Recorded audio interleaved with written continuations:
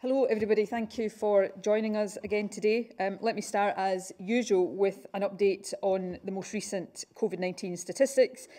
I can report that an additional 4 positive cases were confirmed yesterday, which takes the total now to 18,300. A total of 646 patients are currently in hospital with the virus, either confirmed or suspected, which is a reduction of 20 overall and a reduction of 40 in the number of confirmed cases. A total of 8 people last night were in intensive care with COVID, either confirmed or suspected, and that is 3 fewer than yesterday. And since 5th of March, a total of 4,096 patients who had previously tested positive and required hospital treatment have now been able to leave hospital. Now, at this point, I usually report on the number of deaths of patients confirmed through a test as having the virus that have been registered in the past 24 hours. However, we were unable to report that figure yesterday due to a power surge which affected the servers in National Records of Scotland's IT system. That problem, I'm pleased to say, has now been rectified, so the figures I'm about to report to you cover the past 48 hours. And in that time, I'm pleased to report that no deaths were registered of patients confirmed through a test as having the virus. So the total number of deaths in Scotland under that measurement therefore remains at 2,488. It's worth remembering, of course, that these figures do cover the weekend, a time when registrations can be artificially low, so we may see more deaths registered later this week. However, these figures undoubtedly continue a trend that we have seen for some time now, and they further demonstrate the continued progress we are making in the battle against COVID. Of course, the loss of life is still devastating, and I know that this statistical trend is of no comfort whatsoever to families who are grieving. So once again, I want to convey my deep condolences to everyone who is in that position and who has lost a loved one as a result of this illness. I also want to thank, as I always do, our health and care workers. Yesterday, on what was the 72nd anniversary of our National Health Service, people across Scotland paid tribute to the work that you are doing, and I want to again today say thank you to you. Now, there are 3 items I want to briefly cover today. Firstly, I'll give an update on the situation in Dumfries and Galloway. Last week, we made the decision to delay the lifting of travel restrictions for people living in certain parts of the Dumfries and Galloway region.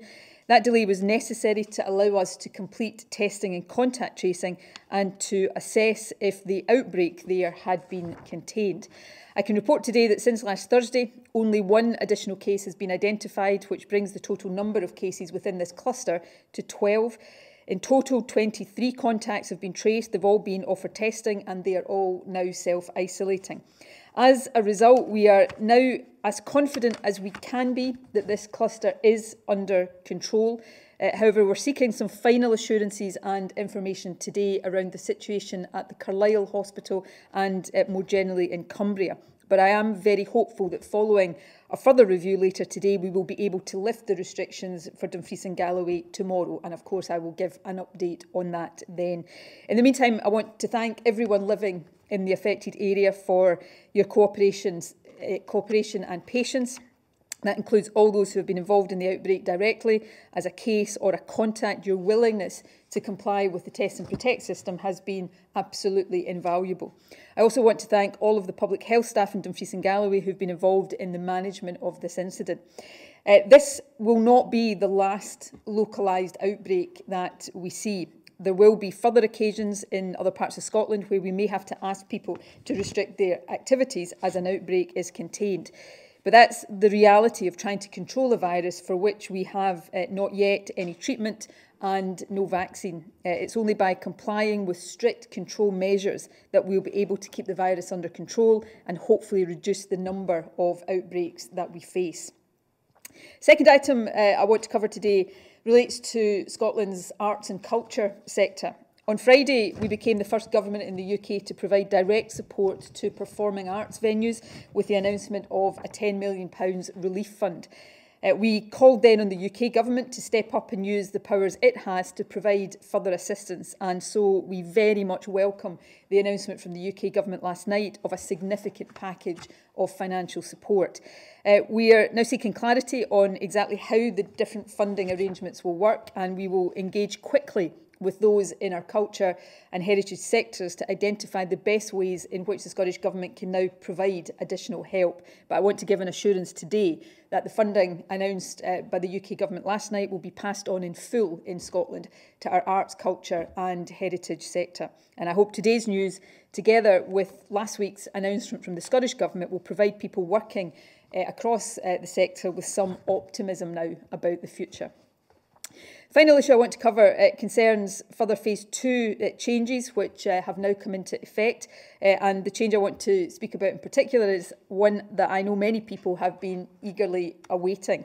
From today in Scotland, outdoor hospitality venues such as pavement cafes and beer gardens are able to reopen. Indoor hospitality will have to wait a bit longer. It isn't due to restart until July the 15th.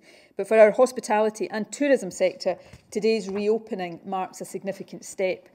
It's one that the sector has been working towards for some time. In June, at the start of Phase 2, we published guidance to help hospitality businesses prepare for a safe reopening. And as I mentioned last week, I visited a beer garden in Edinburgh on Friday to see for myself how these preparations were going. I was impressed with the kinds of measures that had been put in place there. They included new procedures to collect customers' contact details, new signs to promote physical distancing and hand hygiene, and new perspex screens to protect staff and customers. Our hospitality and tourism businesses are working hard to prepare for this reopening, so I want to take the opportunity to thank everyone in the sector who is playing their part. I know how incredibly hard things have been over these past few months, but your efforts and your patience are hugely appreciated. The Government is determined to do all we can to make this reopening a success. We know that implementing some of the safety and physical distancing measures can create specific challenges and, of course, reduce the number of people that can be in these places at any given time. That's why we want to give businesses a bit more freedom in their use of outdoor space. And today we've taken an additional step by asking local authorities to put in place a temporary relaxation of planning controls so that it's easier for businesses to use public space. Amongst other things, that could provide them with additional space for physically distant seating. That should help businesses in adapting to these new requirements, and I hope it will further ensure that our hospitality sector can reopen in a safe and physically distanced way. Now, of course, businesses and government have a big role to play here, but all of us as customers have responsibilities too. So I just want to run through some of the very basic guidelines which we all need to follow if we are going to an outdoor bar, cafe or restaurant. For a start, check in advance with the place you intend going to, because they might have a booking system in place to limit the number of people turning up, so it's best to find out beforehand rather than have a wasted trip. When you are out, you must cooperate and comply with what has been asked of you. That includes providing contact details to the venue as part of the Test and Protect system. If you're not willing to do that, you really shouldn't bother going at all, because as we've seen in Dumfries and Galloway, that system is vital to help us control outbreaks when they occur. You shouldn't meet with people from more than 2 households other than your own at this stage, and you should limit any group to no more than 8. In fact, some venues might limit gatherings to 1 single household. You should still be physically distancing from anyone out with your own household and still be maintaining rigorous hygiene measures. There should be hand sanitizer provided in places that you're going to, so use it or take your own with you. Businesses should be cleaning any communal areas anyway, but hand hygiene is good practice and it reduces the risk of transmission. And if you see a crowd gathering, particularly at a bottleneck point, avoid it. These are really risky situations, so don't take that risk. In short, if you're out somewhere and there are no clear safety measures in place, then you should really consider leaving or not going in the first place. Because if, as you go to a bar or a restaurant outside right now, if it feels entirely normal, exactly like it was before this pandemic, then something is wrong and measures are not being properly implemented. And finally, all of us need to take care to be patient and polite. Hospitality staff, just like retail staff right now, are getting used to new ways of working. in very difficult circumstances for them, and they'll be asking you to go about your business in different ways as well. So please show respect for them and for your fellow customers. And if we all do that, we can really help now to support our hospitality and tourism sector, to help it in that process of recovery, and ensure that as we do so, we continue to suppress the virus and keep everybody safe. And that's the point I'll close on today. As we start to see the virus receding and as we ease more of the restrictions, there is a real danger, and I guess it's my biggest worry, that complacency starts to set in, and we really can't allow that to happen. We must not allow that to happen. This virus hasn't gone away, and as we gradually remove the restrictions that have been keeping it under control, there is a risk that we will see transmission rise again. But we can all play a part in making sure that doesn't happen. So everything we do and everywhere we go right now, we should think about how we keep that return to normality as safe as possible. And just think, in everything we do, are we creating a possible bridge for the virus to jump across? And that's why we keep stressing the public health campaign, FACT, because that summarises the key things that all of us need to remember and abide by if we are to keep this virus at bay. So that's face coverings in enclosed spaces like shops and public transport, avoid crowded places even if they're outdoors, clean your hands and clean hard surfaces regularly, 2-metre distancing remains the overall rule, and self-isolate and book a test if you have symptoms. If we all remember these 5 basic measures, then as we get more and more back to life closer to normal than it has been in the past 3 months, we will continue as we do so to keep the virus under control and continue to drive it down, we hope, to levels close to elimination. So thank you once again for listening, and thank you for continuing to abide by all of this advice.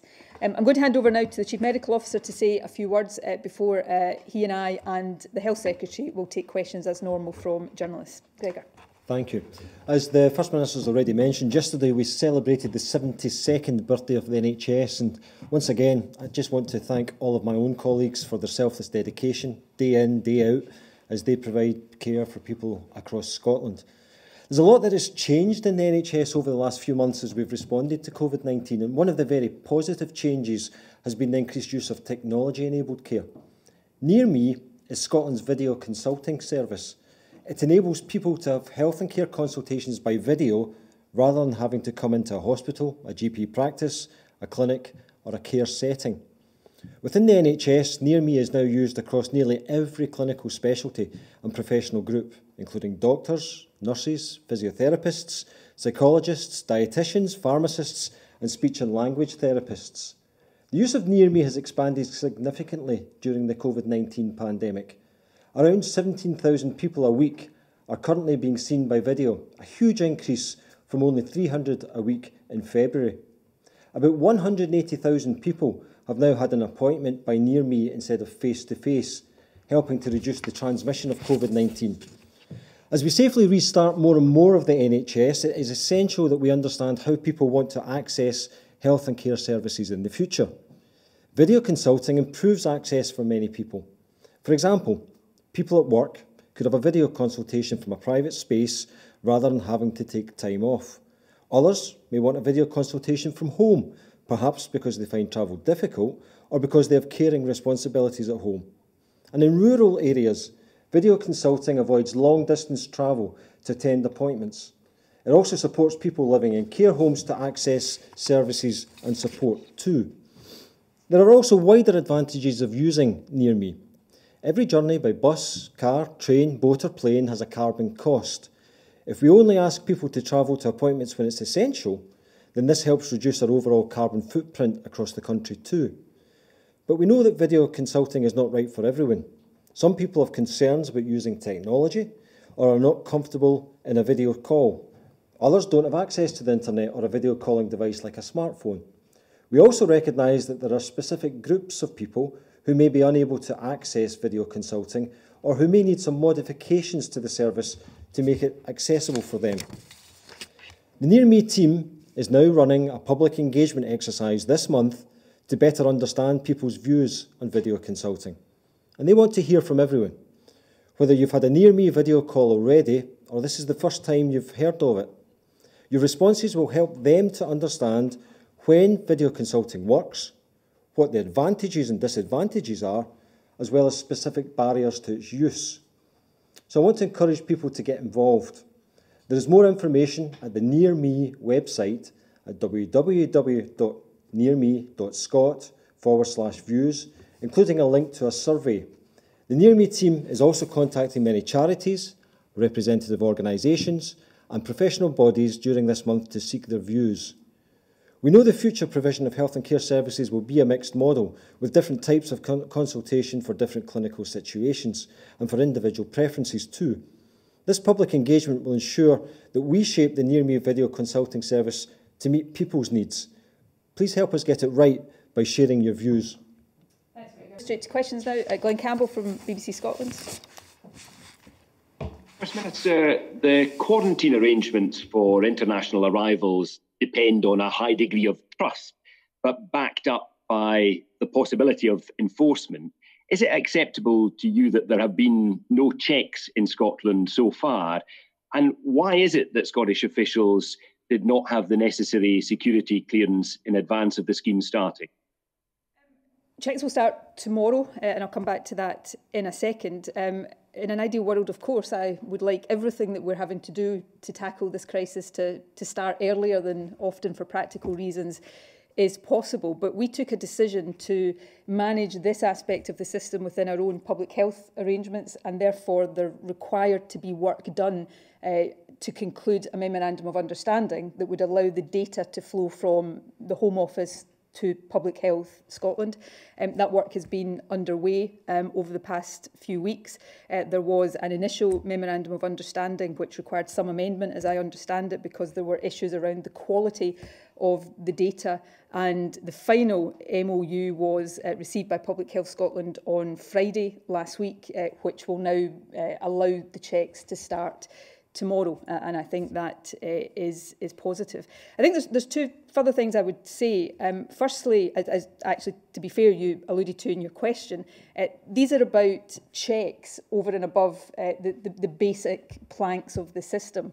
There is nothing to suggest that there is not high compliance with this system. In fact, I think Border Force has reported high compliance with the arrangements, and passengers coming into Scotland are made fully aware of the quarantine arrangements. But what we are now able to do, given that these data issues have been resolved, is begin these checks and begin them tomorrow, and Public Health Scotland will take that forward. And just like Test and Protect, while it has taken a little bit of time to do that, it now means that we have this system fully embedded within our public health infrastructure here in Scotland. So we're not reliant, for example, on Public Health England carrying out these checks for us. So that's the background to the situation. That's the position we're at now in terms of it being resolved, and the checks will get underway from tomorrow. But there isn't a suggestion that compliance hasn't been high, as I understand it. And sorry, the second point I was going to make, which I suppose underlines that point, is let's not forget that we have prevalence of the virus right now in Scotland that is at very low levels. In fact, we think 5 times lower than elsewhere in the UK. So for all scrutiny around these things, of course, is perfectly legitimate and perfectly appropriate and necessary. In fact, the levels of the virus right now would suggest that Scottish Government might be getting some things right here in terms of getting this virus to the levels we want it to be at. Challenge now, of course, for all of us is to make sure we keep it there. Stephen Brown from STV. Thank you. Good afternoon, First Minister. You will have, like most of us, seen some of the scenes over the weekend in certain areas of England as it starts to reopen, albeit indoor, not just outdoor. How worried are you about some of those scenes, albeit, as I say, it will be inside and not outside like in Scotland, that we could see some of that? And how much does this over the next day or two set the tone really for the hospitality sector reopening in a week's time or so indoors? I think, and I know from some of the conversations I've had, the hospitality sector want to make sure that this first step in reopening goes well, and that they are able to demonstrate that this can be done safely. And I know they are taking this responsibility really safely. Of course, everybody gets concerned, and I would include myself in that, when you see images from wherever they come of crowds of people gathering together, because we know that is a big risk, and I can't stress enough my advice to people not to get into these crowded situations, even if they are outdoors. The other thing I'm always conscious of, though, and this applies to the figures from south of the border over the weekend, is that, you know, a couple of images like that, while yes, of course, they cause concern, doesn't necessarily mean that the vast majority of people are not complying and behaving perfectly responsibly. It is not difficult through a couple of images to make it seem as if everybody is flouting the rules and behaving in an irresponsible way. But of course, even if it is just a minority, every single one of us that doesn't follow these rules or doesn't behave in line with the facts campaign that I ran through again earlier on, is creating the possibility for the virus to spread. So having visited the beer garden I did on Friday, very impressed with what I saw there. I know there will be a huge effort on the part of the hospitality sector to do this properly and safely and responsibly. And all of us, as I said earlier on, have got a part to play in that, because ultimately we are all responsible for our own behaviour. And if every single one of us takes that responsibility seriously, then we can avoid the risky behaviour that all of us are concerned about. And as we go through the next weeks, we will continue to monitor infection levels very closely in Scotland. We'll continue to monitor relative infection levels in different parts of Scotland, and yes, indeed between Scotland and the rest of the UK and Scotland and other parts of the world, as decisions around travel, of course, have to be taken as well. Gregor Hoare from ITV Border. Thank you, First Minister. On the Dumfries and Galloway cluster, you mentioned there you were seeking final assurances from the Cumberland Infirmary in Carlisle.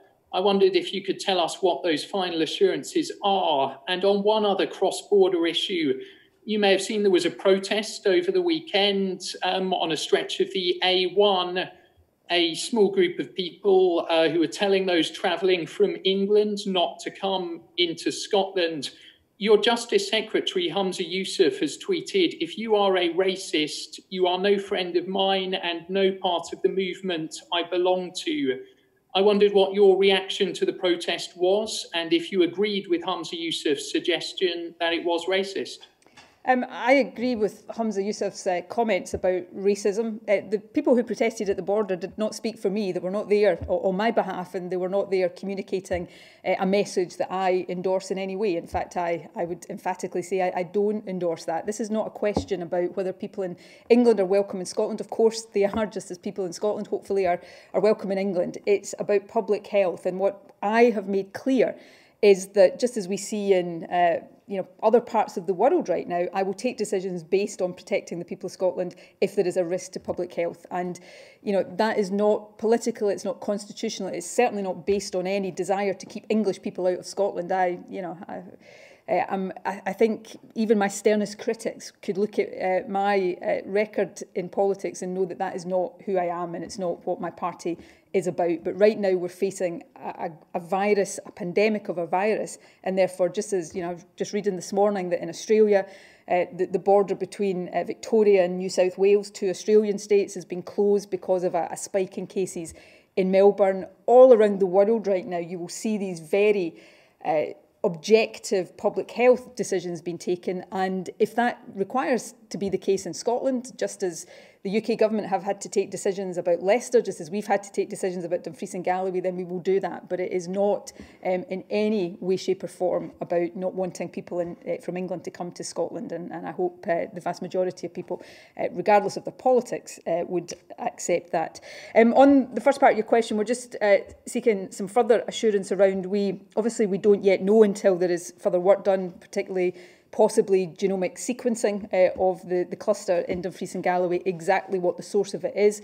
But as Jason Leach said last week, we think it is possible that it has been associated with a nosocomial outbreak in the hospital in Carlisle. And so we are seeking assurance that that nosocomial outbreak is under control, so that in addition to the assurances we have about the cluster in Dumfries and Galloway, we know if that potentially was the source, we also have an assurance that that part of it is contained as well. I would hope that we'll have all of the bits of assurance that we need in place over the course of today so that we can lift the restrictions as of tomorrow. But it's important that we continue to act on a precautionary basis right now, particularly given we're in the early stages of dealing with these localised outbreaks and of course trying to learn lessons around it as we go along. Alan Smith from Bauer. Thank you, First Minister. I'm at Edinburgh Corn Exchange today, which has purposely built the Spear Garden because it's had no source of income over the past 4 months. Like many events venues, it's still waiting on indicative dates as to when they can eventually open. So what are your scientific advisors telling you about these types of venues and when events might be able to return again? And in terms of the £97 million of arts funding, would it be your intention to support venues like this to keep them operating until those events can return? On the return of live events, I mean, these are issues we're still considering carefully. I will not necessarily be able to give precise clarity on this point, but obviously later this week we will give an update in Parliament on Thursday about the move potentially into the next phase and also the later stage of this phase that we are in. In terms of the funding, yes, I mean, we announced funding ourselves on Friday, so this additional money from the UK government I think does give us the ability now to provide much more support to venues that are likely to be unable to operate as normal for longer than perhaps other sectors of the economy. We're just, obviously we found out about this additional funding last night, so we're just working to get greater clarity on exactly the different strands of that, and then we will want to have some engagement with the arts and culture and heritage sectors here in Scotland to make sure not just that every penny of it goes to businesses and freelancers in those sectors, but that we get the structuring of that support right. But the commitment I've given today is that every penny will go to that. I've been very clear, and the Scottish Government is very clear, as I'm glad to hear the UK Government being today, that arts and culture is such an integral part of not just our economy but our well-being as a society, and therefore we have a duty to support it as much as we can. And I welcome, I'm trying to look behind your shoulder there, Alan, to check that everybody is physically distancing in the background, but it looks as if they are. And obviously just now for venues and businesses to be able to make more use of outdoor space is something we want to encourage, and I can also see some blue sky just in the corner of the screen behind you there, so that's a good sign as well. Katrine Bussey from PA. Good afternoon, First Minister. You said on Friday, I believe, that the Scottish Government was very likely to allow people to travel to some other countries and then return home without having to go through quarantine. When will you make a decision on this, just so that people out there can have a little bit of certainty if they're wanting to book a getaway anywhere? As soon as we can, and we would then seek to make any consequent amendments to our regulation by or on the 10th of June, which is the same timescale the UK Government is working to. I said on Friday that it is highly likely we will give the go-ahead to the countries categorised in the green group, the low-risk countries, and while we have to just absolutely complete that assessment, I think that is still likely to be the case. We are looking more closely at the countries that are in the amber risk grouping, which are medium moderate risk. The data we've been provided with on these countries is only up to the 19th of June, or it's as of the 19th of June, which is clearly quite some time ago, and therefore we're seeking further data or looking at how we can get a more up-to-date position, not least because we know that there is some and increasing volatility internationally around levels of the virus. I think I referred earlier on, or if I didn't, I will now. There's two parts of Spain, for example, that over the weekend have reimposed lockdown because of spikes in cases. So we want to try to get as up-to-date an assessment of that as possible so that we are taking decisions that are properly risk-based and risk-assessed. But I would hope to confirm our final view of that soon, within the next couple of days, so that we are on track then to make any regulation changes by the end of the week. Helen McCardle from the Herald. Afternoon, First Minister. I wanted to ask, BBC Panorama are broadcasting a programme tonight based on data from 8 English NHS trusts, which have forecast that anything from about 7,000 to 35,000 excess cancer deaths could occur in the next year. That's partly based on a fall in cancer referrals of about 60% in England in April and 45% at the end of May. So I wanted to ask whether or not the Scottish Government had done any similar modelling on our best and worst case scenarios, and also what is our current level of referrals, because I think back in April we fell as much as 72% below the norm. So do we know where we're at now in relation to... I'll hand over. It had, I think it was Gregor actually that reported at the time, an improvement from the 72%, but I'll hand over both to the Health Secretary and to the Chief Medical Officers to say a bit more about this. I'm not going to comment directly on the Panorama programme because I've not seen it and not seen firsthand some of the figures and assessments that are coming out of it, but we'll have a look at that carefully. But Jeane, do you want to talk about it in general? Yes, thanks very much. It is the case that for the week ending the 20th of June, the urgent suspected cancer referrals had increased and were running at that point at round about 70% of what had been the pre-COVID level. So the number of urgent suspected cancer referrals has increased, which is good as the NHS remobilises. Of course, we maintained urgent cancer services throughout the first phase of dealing with the pandemic.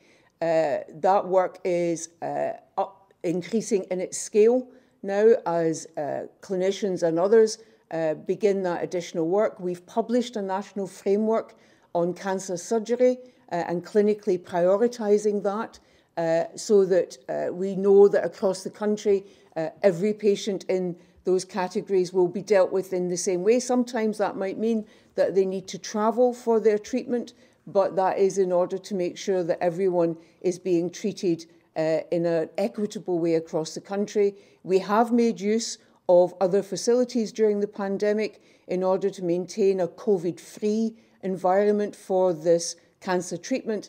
And as you'll know, from about a week ago, we introduced additional protective measures for patients and for staff in particular areas of our NHS, and from today, testing of healthcare staff, all patient-facing healthcare staff in cancer areas of treatment will be introduced, is being introduced, as well as long-stay elderly and mental health care. So there's a lot of work underway to make sure that we can increase the level of cancer treatment now that it is safer to do that, although there are obviously significant protective measures that need to be introduced too, and that inevitably slows down some of the volume of patients that can be treated because of the necessity of physical distancing and so on. The final thing to say, of course, is that there is also work underway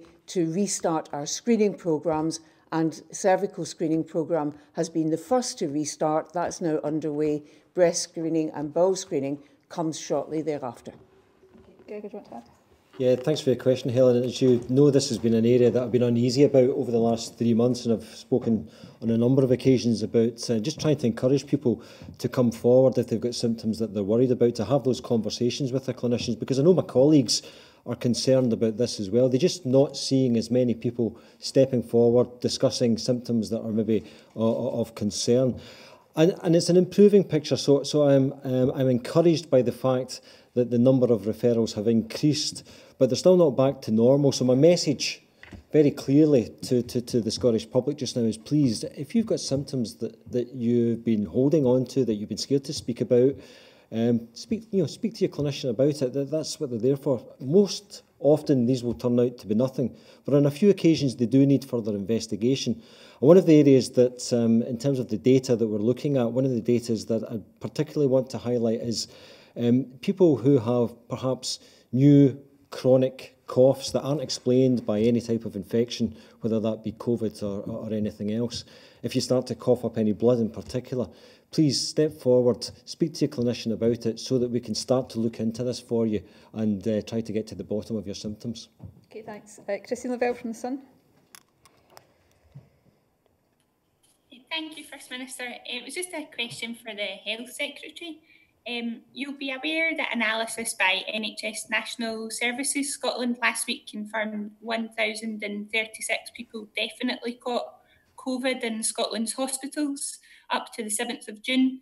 And there was a further 265 cases categorised as probable hospital onset.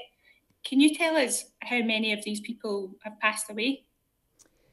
I can't give you that information at the moment because NSS is still working through that to identify the numbers of probable and definite nosocomial cases ultimately ended in the individual's death. Once we have that information, and I think we made this clear last week when it was initially published, once we have that information, then we will publish that too. Meantime, a number of additional steps have been put in place, some of which I've just touched on in terms of testing of staff and the wearing of masks, but also enhanced cleaning regimes to ensure that we work as hard as we can to prevent and minimise nosocomial outbreaks of the virus wherever possible. So maybe just saying two more things. The level of nosocomial infection is not out of sync with what is seen internationally around this. But the second point is we are the only government in the UK that has published this information that we have published so far. None of the other parts of the UK have published this yet. But as the Health Secretary says, when we have that further analysis to link these figures with those on people who have died, then that will be published in due course too. Mark McLaughlin from The Times. Good afternoon. Perhaps one for the Health Secretary today. Yesterday, you said that the reason that nobody has been checked up on, no travellers have been checked up on in Scotland, is because the Home Office hasn't given you security clearance or Public Health Scotland security clearance. You retweeted Bruce Crawford saying it was utterly duplicitous for Jackson Carlaw to suggest that perhaps the Scottish Government didn't have its procedures in place. I've now been sent a statement from the Home Office saying that your claims that it was a Home Office issue are, quotes, misleading and accurate. It said, the public rightly expects their data to be held securely, and since June the 8th, the devolved administrations could access it by providing information required through a memorandum of understanding. However, the Scottish authorities delayed sending the information. So the question is, on what date did you begin the process of securing this memorandum of understanding, and what's your comment on the Home Office's remarks there? I'll hand over to the Health Secretary in a minute. I think on that question, I think it was around the 8th of June when we took the decision that we were going to do this within Public Health Scotland. Nobody's trying to point fingers of blame here. We're simply saying that there was a process, which I haven't seen the Home Office statement, but it didn't sound to me as if it particularly contradicts this, that there had to be a memorandum of understanding because of the issues around data security agreed between Public Health Scotland and the Home Office. There were issues around quality of data that then had to be resolved, and the final MOU was received in Public Health Scotland on Friday. So I don't think it's the case that we're trying to blame anybody, nor is it the case that I think it would be true to say that we had somehow delayed it. Why on earth would we have wanted to delay this? I mean, sometimes when these sort of accusations and allegations are being made, people should just take a step back and think, why would we have wanted to delay it? It just doesn't make any sense. So that MOU is now in place and the checks will start tomorrow. But in the meantime, there is no suggestion that there has not been high compliance with the quarantine measures, which I think is something that Border Force themselves will say openly. Jeane? Just a couple of points to add to that, First Minister. The actual planning around all of this began with Public Health Scotland and their colleagues elsewhere at the week beginning of the 1st of June, so a little bit in advance of the regulations coming into force, and then there was the ongoing discussions with the Home Office. And the reason why that needed to happen, of course, just so that everyone understands this, is that the passenger data, the data that you would give if you were flying into Scotland about where you were going to go and your contact details, is held by the Home Office. It's not held by the Scottish Government. So in order to conduct quarantine checks, you need to get that passenger data, the contact data, from the Home Office. Now, obviously, you have to be sure, both the Home Office and ourselves, A, that we're getting the data we need, that there is proper security and governance around that, because this is important information about individuals that needs to be held confidentially. So that process was underway, as the First Minister has outlined, and the final agreed memorandum of understanding was received by us on Friday the 3rd of July. Quarantine checks will begin from tomorrow, and those checks will not simply be on those individuals arriving from tomorrow, but will also be on individuals who have arrived in the past 14 days. 14 days, of course, as everyone will recall, being the incubation period for the virus. So there will be some backward checks as well as current checks as we go forward. Rachel Watson from the Daily Mail.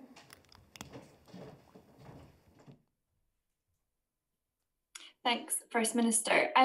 Just back on the quarantine and the arrangements there, do you know how many people have come into Scotland without having been checked in the last month? And also, just to the Chief Medical Officer, you mentioned there people with chronic cough specifically coming forward to the health boards. What are your specific concerns about that? Is there any, concerns that people haven't been reporting chronic coughs because they fear it might be coronavirus? I'll hand over to Gregor in a second. I don't have the figure for the number of people who've come into Scotland over the period that these regulations have been in place to hand. I'm happy to get that. But just to be clear, all of these passengers coming into Scotland will have been advised of the quarantine regulations and have had their contact details taken. The checks are sample checks that Public Health Scotland will do on a proportion of people, just to randomly check that people are complying with that, and that's what will start tomorrow. And as I say, there is no suggestion, certainly not any suggestion I've heard, that there hasn't been good compliance with this. And I would, again make the point that while it is absolutely right and proper and important actually that there's robust scrutiny of decisions that the Scottish Government takes, I would point again to the fact that prevalence of coronavirus in Scotland right now is 5 times lower than it is elsewhere in the UK. So that would suggest we're not getting everything wrong, as sometimes some of our opponents might want to suggest. Gregor. Thank you. I mean, one of the reasons I've chosen to highlight chronic cough in particular as an issue and encourage people to kind of step forward with that is because when we look at the sub-analysis of the data that's associated with the referrals for urgent suspicion of cancer, one of the areas where there's in particular has been a drop-off in referrals has been where there's a suspicion of lung cancer. Now, I don't believe that that's a natural decline. I suspect that there are people there with symptoms that they're perhaps maybe apprehensive about coming forward with just now. So please, if you've got symptoms, new symptoms such as a chronic cough, such as coughing up blood in particular, that you're worried about, please just step forward, have a conversation with your clinician, speak it over, decide how best to approach that, and if necessary, they'll make sure that you get the proper investigation for it. Thanks. Vivian Aitken from The Record.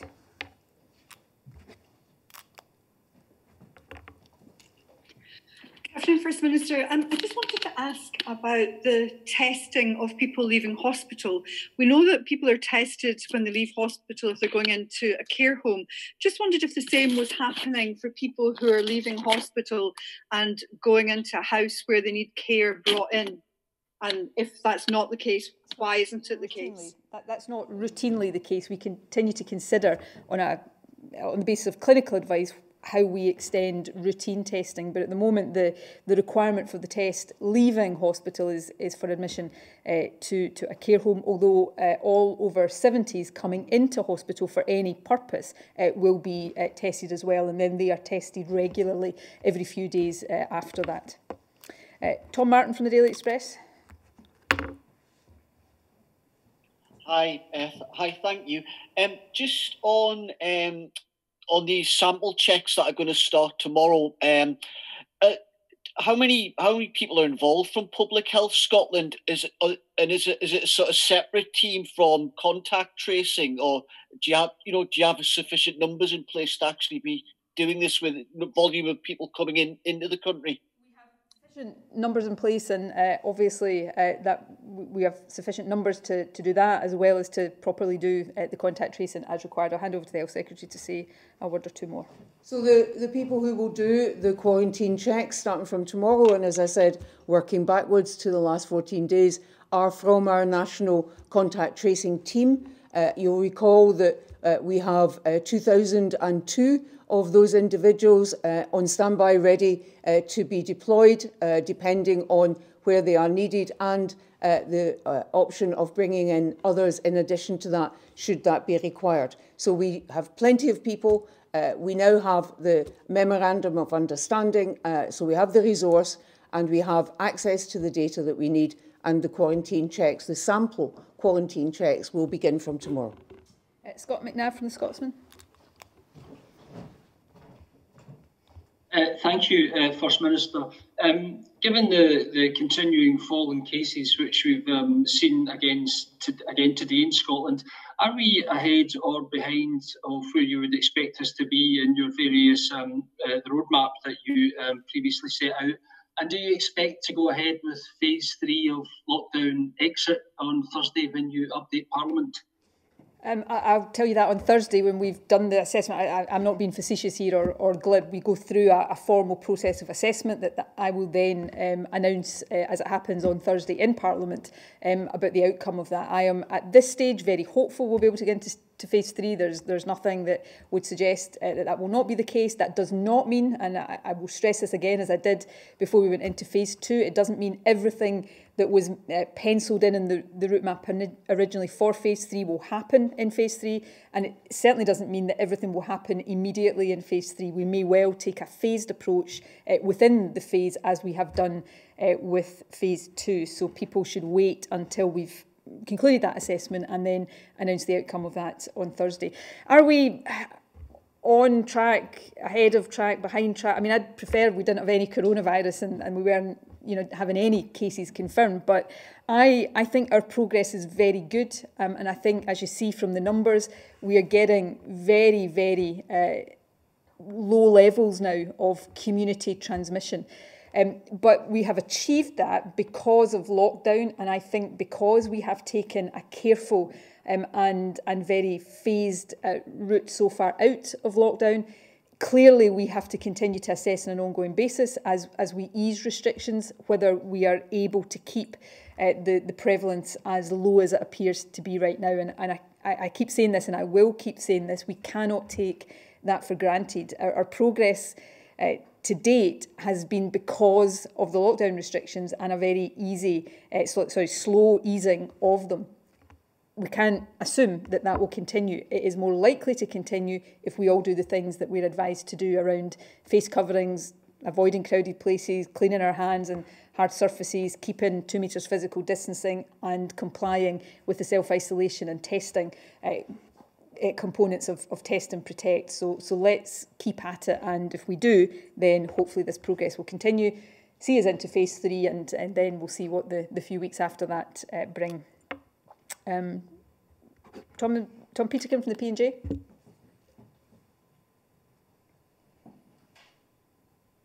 Good afternoon, First Minister. I wondered if you were concerned that the protests that we saw on the border that were mentioned earlier,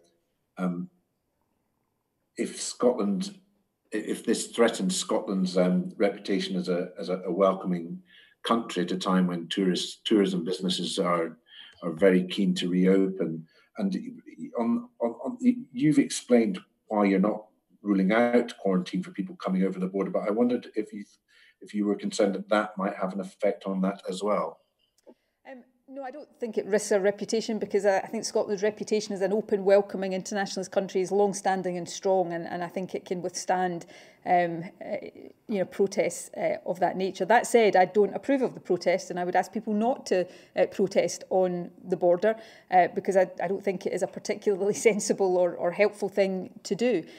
These are decisions that will be driven by public health considerations. I won't shy away from taking decisions that I think are necessary to protect Scotland, just as the Premier of New South Wales and Premiers of New South Wales and Victoria are taking public health decisions in terms of the border between their states, just as the Governor of New York has taken similar decisions in the last week, just as leaders of governments in all sorts of parts of the world will be taking these decisions. So I would be negligent in my responsibility if I was to rule out at this stage something that at a later phase I might consider was needed to protect people's health and lives, but it would be driven entirely by public health. And what do I think that says about Scotland is that we're a country that's determined to keep people safe. If you come here, you can come here, hopefully with an assurance that you are at as low as possible a risk of coronavirus. And actually, I think just as, other countries would want that is what we want people to have an assurance about when they come to Scotland, as hopefully in the not too distant future we will be welcoming people again from all over the world to come to Scotland. Paul Mallock from the Courier.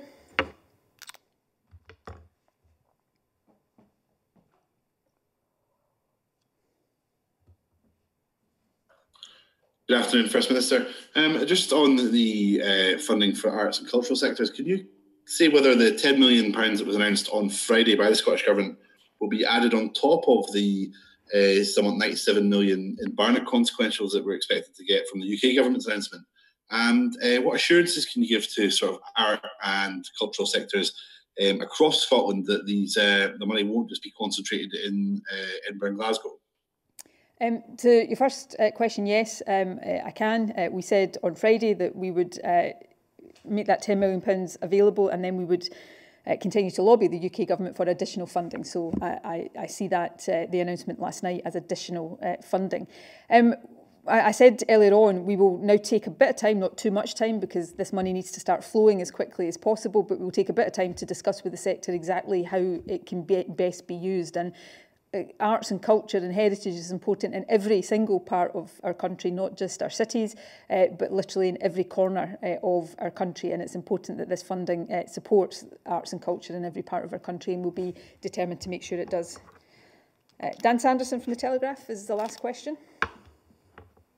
Thank you, First Minister. Just back on the issue of the border protests, you said earlier in response to Gregory that this isn't what my party is about, but if you look at the photos, you can clearly see that there are SNP banners being flown by the protesters.